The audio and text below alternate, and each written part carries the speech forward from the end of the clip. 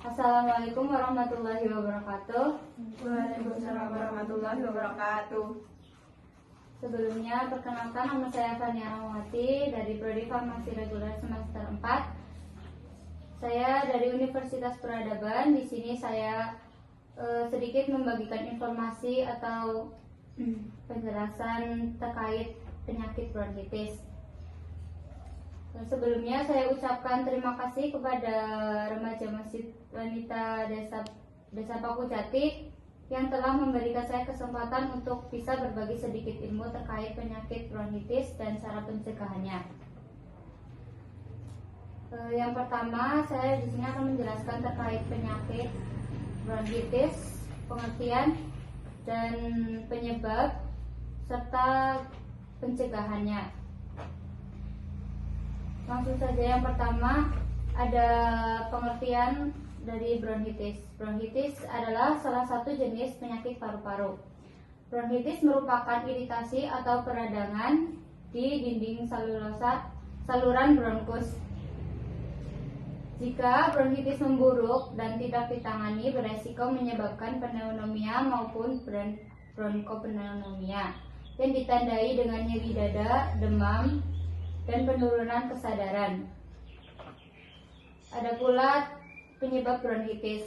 Bronkitis ini muncul karena terjadinya peradangan pada bronkus yang mengakibatkan terjadinya penyempitan pada saluran napas dan penuh akan lendir, serta timbul dahak atau lendir. Ini menumpuk sebagai bentuk respon dari imun tubuh saat menangkap zat infeksi maupun non-infeksi yang menyebabkan bronkitis.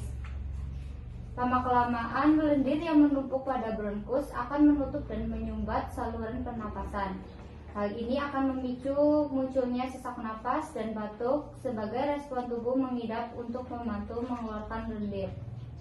Secara garis besar, ada dua jenis bronkitis, yaitu bronkitis akut dan bronkitis kronis. Yang pertama ada bronkitis kronis.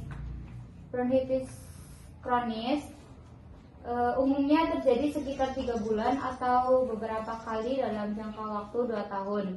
Sedangkan bronkitis akut biasanya berlangsung antara 10 hingga 14 hari. Akan tetapi pengidap bronkitis akut dapat mengalami batuk sekitar 3 mingguan.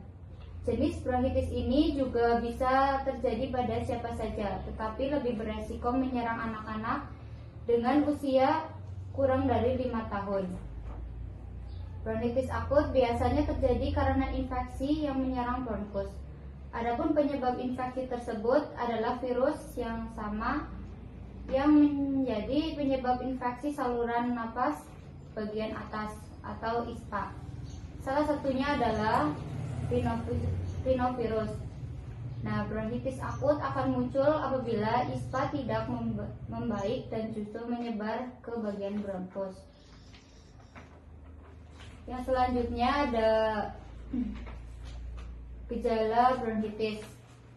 Yang pertama, penderita bronkus juga dapat merasakan gejala tubuh demam dan menggigil, sesak napas, lemas, sakit tenggorokan dan pusing, terdengar bunyi saat bernapas, dan nyeri pada dada saat batuk. Sedangkan pencegahan untuk bronkitis, yang pertama adalah tidak merokok atau menghindari paparan asap rokok dan debu. Yang kedua, menghindari paparan polusi udara dan zat berbahaya dengan memakai masker. Yang ketiga, cukup istirahat. Dan yang keempat, minum obat sesuai dengan saran dan resep dokter. Yang kelima, menjaga kebersihan diri dan lingkungan. Yang keenam, tidak berbagi barang pribadi dengan orang lain. Yang terakhir, melakukan vaksin pneumonia dan flu. Yang terakhir ada pengobatan bronkitis. Pengobatan bronkitis dilakukan tergantung pada seberapa parah masalah tersebut dan kondisi medis mengidap. Jika bronkitis masih akut atau ringan, gejala biasanya akan membaik dengan sendirinya selama beberapa minggu. Akan tetapi, dokter juga bisa meresepkan obat untuk membuat meringankan gejala tersebut. Yang pertama ada obat untuk membantu meredakan nyeri dan demam. Adalah obat ibuprofen dan paracetamol. Yang kedua untuk membantu meredakan batuk, misalnya ekspektoran dan antitusif. Sedangkan obat yang diresepkan dokter pada bronkitis yang cukup berat adalah obat antibiotik untuk menangani bronkitis yang muncul karena infeksi bakteri. Yang kedua ada obat kortikosteroid untuk membantu meringankan gejala bronkitis yang mengalami pemburukan lebih cepat atau lebih pada bronkitis kronis.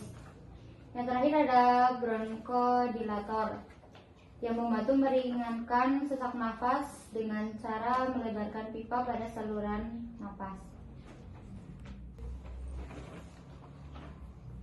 Cukup sekian materi dari saya. Apakah ada yang ditanyakan?